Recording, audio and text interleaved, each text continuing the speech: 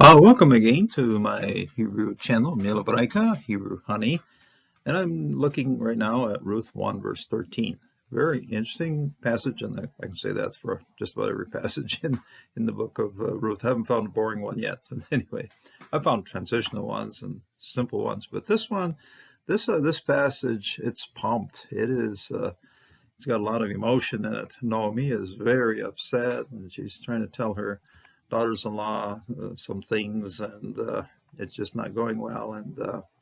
And she wants to blame somebody. In the end of this verse, she does blame somebody. So stick around and find out who she's angry with. So when you read this portion, you have to put some pep into it. It's she's going pretty strong.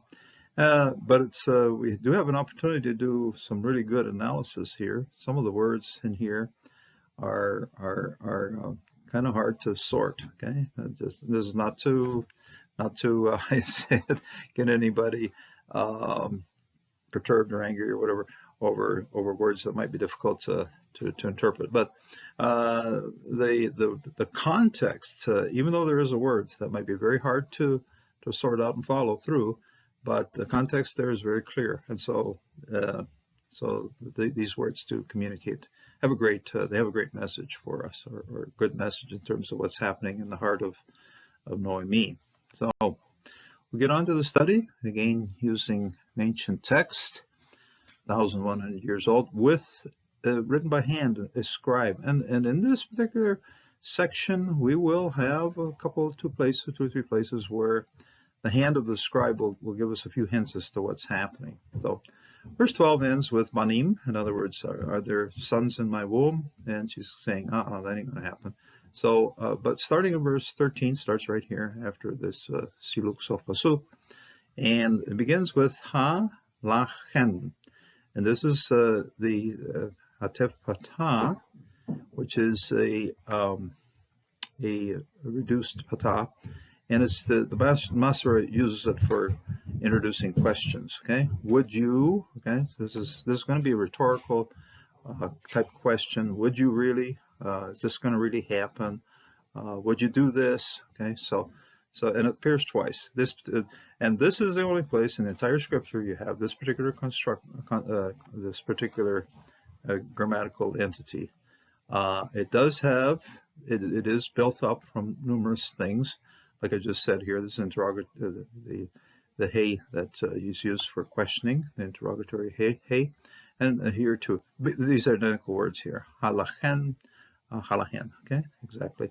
And they both introduce verbs of things that might or could or a possibility of happening. So they're both used to introduce actions or verbs of what the two Moabite women might be doing with themselves, because the verbs here do end in feminine plural endings here. So you will have ha lachen, and we'll start with a very basic, the very root, very basic with the hey. There's a double hey here. The second hey interests us a little bit more, because it's hey is a man standing with his hands and saying, hey, pay attention. So the last two syllables are actually very much, this one's a very well-known, behold, take a look, here it is, hine, okay? So this is a hey, nun, hey, or yeah, hen. This is a final nun, incidentally. It looks a little bit like a zayin, but it's a final nun. Hen, and so behold, hey, take a look, okay? It's attention. Now we can push ourselves back also into the Aramaic, and the Aramaic is behold, but tell me, okay? So halachen, lachen, 3 or 4 times in the book of Daniel we have this particular construction, okay? So here's ha lachen, okay? Would you tell me, please, or would you really do?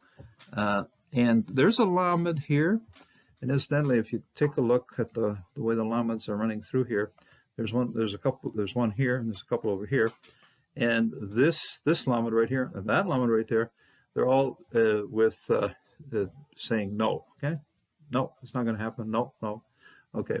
So in this particular case, it's just in there, but there is a hint of, okay, would you, and would you, and then at the same time, the question is probably not. So, okay, so because, yeah, take a look at how all these allowance are connected here. And these are very much the allowance inside of negations. And this one is a little bit more hidden, I would say. But yeah, so would you? Now, when in the modern world, when we want to define things, we tend to trust the lexicon. You know, Brown Driver Briggs, or somebody's written a big lexicon. In English, somebody's written the Webster Dictionary and so forth. These people put a lot of effort into defining words, and we tend to trust that, and it kind of gets us away from defining our own words. And really, when you take a look at this word and this word, the context and the way it's used and all that stuff, we're going to have to take a look at just what Naomi is thinking and promoting and working on here. And so the definition of this word is going to depend very highly on the context of the story right here. In other words, definition here isn't so much looking it up in the dictionary and saying, oh, what is that? Now, you'll find out that if you're using one of the apps or using one of the dictionaries, there's not a whole lot said about this word. I mean, it just says would, okay? What is that? Can't even define, noun, verb, what have you. It's, in a sense, it's an interrogatory. It's a question, okay, with a hey. That's where we start with here, the hey with hatef patah. Would you, okay, should be a little bit of questioning here. Would you really? Yes or no? Probably no. Salamat, okay. So ha lachem, would you really? And then tell me, okay. So lachem in the Aramaic is tell me this, would you really? And please tell me when you're doing it, okay. Halachem tishaverna, okay. Now shaver, that's the root here. Oh boy, the sheen. I think it's a shaver. I think it's still sheen. Shaver, okay, shaverna. Would you? And then so this is the feminine prefix here, and this is also feminine prefix. And would you? And then shaver is to guard or protect, stand on guard. Would you really stand there and be firm and hey, are you just going to stand very stiffly there, and you're going to just hold your ground and just stand there, like I said, it's part of the family of roots. And shomer is the best one known in this one, to guard, but there's shever. Okay, would you stand firm and guard? Okay, tish shaverna ad, until asher, when. Since it's a timeline here, this is going to take a little while for these young men here, the Zbanim, to yegadalu. Okay, so again, they are going to get to grow up, to become big. Okay, so gadal is to become big, to grow, and for them to grow. And this is then the third person suffix ending for them to grow, and the people are subject of this particular verb. It happens to be the banim. Okay, all the way from the previous verse. It's a good thing it's on here. From context, we know that the sons should be growing, and these sons haven't even born yet. Who knows whether they would be born? So everything's very theoretical here. Okay, so yegadalu as they get larger, and then again, same question. Okay, ha lachem, would you really? Yes, and probably no. Okay, the lamed here again. Let's keep those connections with the negations here. And halachen, would you really? Te agana. Okay, so the root here, we'll get back to the very, now this na is a feminine ending. So when you get down to the last two consonants here, we are working on the ending, but this gan, te agena, okay? Te agena. Again, so gan is a garden, okay? Gan haden, and a garden is something that's walled off, okay?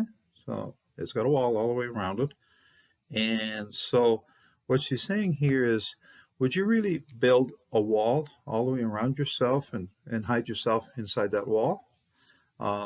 Rhetorical question. And with the Lamed here, basically expecting a negative answer. No, no, that's not going to work. So, halachen, okay? So, hen, okay, behold, take a good look. Would it happen? It's a question. Would that really happen? And expecting, in this case, very much a negative answer. In fact, the rest of the passage very much emphasizes that this is not going to happen. This is not possible. This is a suggestion that it's not going to go very far here. So we're running through here, and we're still in direct discourse. Still Noemi speaking here, and she goes, "L'habileté." Okay? Now we're going to see l'habileté here. We're going to see it halfway into chapter 2. And it's just sort of a fancy, long way of saying lo, okay? Lamed aleph, okay? L'habileté. So just, and it does appear, I don't know, not a whole lot, but enough to know what it is, okay? L'habileté is, no, don't do this, okay? Heyot, okay, to be, okay? Heyot, this is the construct infinitive of to be, construct for plural, yot, and to be, and then, so these people who, it's the girls, it's the women here, the two Moabite women that form the subject of this to be, okay, they will not to be, laish, to be with a man. Our translators want to keep the repetition a little better, so they'll say husband, to be with a husband, okay, fine, that's okay. The word is ish, of course, to be with a man. And then there's an adna right here. So put the brakes on, stop, sit, meditate for a little while. You've reached the end of this, the first half of the verse, and there's the adna, helps us out to stop and, okay, now what's happening? And then on, and this is no, and this is no, again, different form of no, okay, al. In fact, this is not just descriptive, it's prohibitive, okay? Don't do this, okay? No, benotai, okay? No, my daughters, it's not going to happen, okay? Has benotai appeared up already? No, it's the first time out on this verse for benotai. It's the feminine of bat, okay? Feminine plural, and construct form because it's got a first person suffix to pronoun on the end of it. My daughters, okay? No, my daughters. Al benotai, okay? Now, Revia, so this, incidentally, in the manuscripts and the handwritten copies like we have here, very hard to distinguish between the Holem and a Revia. This is a Revia, okay? Benotai, so it's a very strong accent stopping us here. Doesn't quite put the brakes on as hard as Atna, but it's a Revia, okay? Benotai, no, my daughters. Ki, because mar, okay? This is a construct chain all the way through here. Look at all the makifs hanging things together here, okay? Ki, mar, li, okay? Because mar is sour, is harsh, sour, harsh, okay? Mar. Towards the end of the chapter, she's telling the people, the ladies of Bethlehem, don't call me Naomi, call me Mara, okay? But this one's basically bitterness, okay? Because bitter, sour, ki mar li, because sour to me, meod, a whole lot, okay? Here it's adverb modifying this mar. Bitterness, a whole lot of bitterness to me. So it's bitterness is coming to me. Mehem, compared to you, okay? And this is comparative mem. And again, our author has taken a masculine form of a pronoun here, and even though it references the women that are standing in front of her. No, it's been very bitter compared to you guys. Yeah, she's the one that's lost sons, and she's the one that's lost a husband, and so she's saying, I really have it hard. I have it very harsh. I have it very sour. I have it very bitter. Okay, mar. Okay, compared to you guys. You guys. Him. And then key. Again, we have a key here. In fact, this is it's basically a repetition of because. Yatsa. Now, this is the root. This is not an indication of the person. It is a third person, but it's third person feminine because of the hey ending here. There's always temptation to use this as defining the person, but no, it's actually part of the root. Okay, Yatsa. Okay, this is the root. You look it up in the dictionary. Yod Sadik Aleph. Okay, to extend, reach out, and Yatsa. Feminine, okay, feminine ending, and then B is in. When I'm working with students, they learn in the word, the be for in. They think that's where it works all the time, but no, this is actually against. Okay, so against me. Okay, B. So Yitsa, B against me. Yad. Okay, hand, and the hand is defined as what goes from the elbow all the way out. And so it's hand with a lot of power to it, okay? Hand, Jehovah, Jehovah, okay? Jehovah. The hand of Jehovah has gone out against me. And this explains then the feminine gender of this particular verb, the hey that's at the end of this thing. Why? Because Yad, as a part of the body, is feminine, even though the man who extends, or the person who extends that hand out is Jehovah. So understanding just that this is a part of the hand, and the hand is going to be feminine gender, and so of course the verb is also going to be a feminine gender. So as you see in the passage, and that's the end right here of verse 13. Siluk Sof Pasuk right in there. It's kind of hidden right in there. And the next one is Teshena, and that's into the verse 14. Then we'll get to that pretty quickly in another video. We see a lot of emotion here. We see a lot of, how you say it, what I would call things that Naomi is presenting and saying, it ain't going to work, it ain't going to work, it ain't going to work. So what Naomi is getting at here is, hey, if you think all these things can be resolved by us here and now, it ain't going to work. And if we're going to blame somebody in the end, let's just blame Jehovah. She has an in for Jehovah. And we find this now all the way to the end of chapter 1. Chapter 1 basically is a whole complaint session, a whole weeping and wailing and stuff of all the troubles and trials and what things that have happened. Sometimes it comes to that, and there is a tendency to blame God for all the troubles we have, but chapter 1 goes to all the way Naomi returning to Bethlehem and telling the people, no, don't call me Naomi, call me Mara. And then from there, chapter 2, 3, 4, those are chapters of restoring. Okay, we can run through evil times and troubles. We can look for theoretical solutions. We can look to try solving things ourselves, but in the end, it's Jehovah who restores us. And at some point in our lives, we will have this feeling. We might have this feeling of having the hand of God going against us for whatever reason.